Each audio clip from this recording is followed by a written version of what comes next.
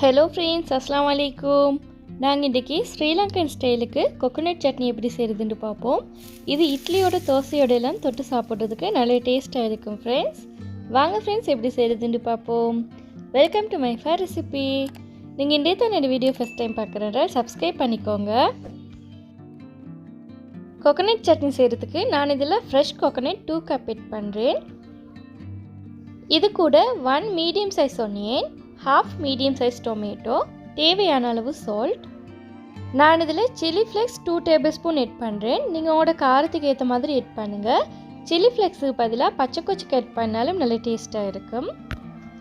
கொஞ்சமாக கருவேப்பிலை, 2 table spoon lemon juice எட் பண்ணிவிட்டு இதுக்கு தேவையான அளவு வாட்டரும் எட் பண்ணுங்கள். இப்போ இதை நல்லா அரைச்சி எடுத்துடலாம். பாருங்கள் ஃப்ரெண்ட்ஸ், எங்களோட சட்னி நல்லா சூப்பராக ரெடி ஆகிட்டுது. இதை இந்த மாதிரியும் இட்லியோடு இல்லாட்டி தோசையோடு தொட்டு சாப்பிடலும். பட் இது இன்னும் கொஞ்சம் மணமாய்க்கிறதுக்காக வேண்டி நான் தாளித்து கொட்ட போகிறேன். தாளிக்கிறதுக்கு இதில் 2 டேபிள் ஸ்பூன் ஆயில் எட் பண்ணிட்டு ஆயில் நல்லா ஹீட் ஆனதுக்கப்புறமா கொஞ்சமாக கடுகு எட் பண்ணுறேன். கடுகு கொஞ்சமாக பொரிஞ்சு வர கொள்ளைக்கு கருவேப்பிலை எட் பண்ணிவிட்டு கருவேப்பிலையும் கொஞ்சம் லைட்டாக பொரிய கொள்ளைக்கு இதை அப்படியே எடுத்து சட்னியில் ஊற்றிடுறேன்.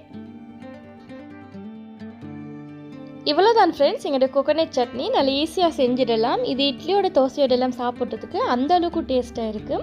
நீங்களும் ட்ரை பண்ணி பார்த்துட்டு எனக்கு கமெண்ட்டில் சொல்லுங்கள் எப்படி வந்துச்சுன்னு. இந்த வீடியோ உங்களுக்கு பிடிச்சிருந்தேன்னா ப்ளீஸ் ஃப்ரெண்ட்ஸ் லைக் பண்ணுங்கள், ஷேர் பண்ணுங்கள், கமெண்ட் பண்ணுங்கள், மறக்காமல் சப்ஸ்கிரைப் பண்ணுங்கள். தேங்க்ஸ் ஃபார் வாட்சிங்.